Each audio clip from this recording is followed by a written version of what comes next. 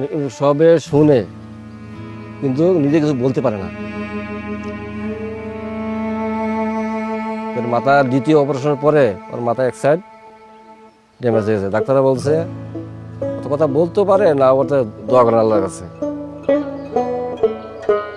4 তারিখে বাইরের কাছে বাবা আম্মা আছে না বললা দেবিদ্যা কালাসান মারের এখানে আন্দোলনে গেছে। আলমপুর চৌমুহনীতে আমরা অবস্থান করি। তারপর যখন আমরা মিছিল নিয়ে সামনের দিকে আগাই, ওই যে আওয়ামী লীগ, যুবলীগ, ছাত্রলীগ ওরা ছাত্রদের উপরে ধাওয়া করছে।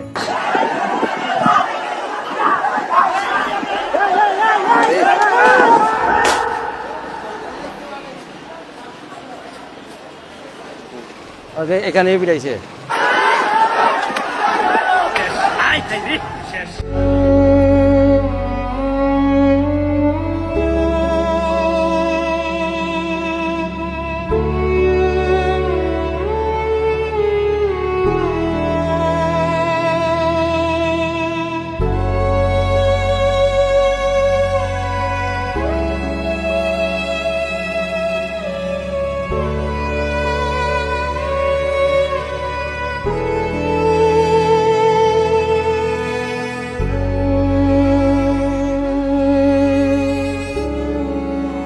কি অনুভূতি এখন তো অ্যাকচুয়ালিতে যেভাবে জীবনযাপন করতে আছে, তার আম্মায় তার বাবায় তারে খাওয়াই দিতে হয়, কাপড় চোপড় পরাই দিতে হয়, হ্যাঁ টয়লেটের পানিটা সহ নিয়ে দিতে হয়।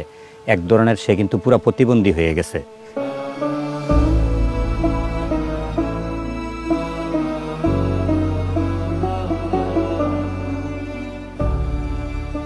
সামনে নির্বাচন, নতুন যে কোনো সরকার আসুক, যে সরকার চলে গেছে এই ধরনের কোনো সরকার যেন দেশে না আসুক।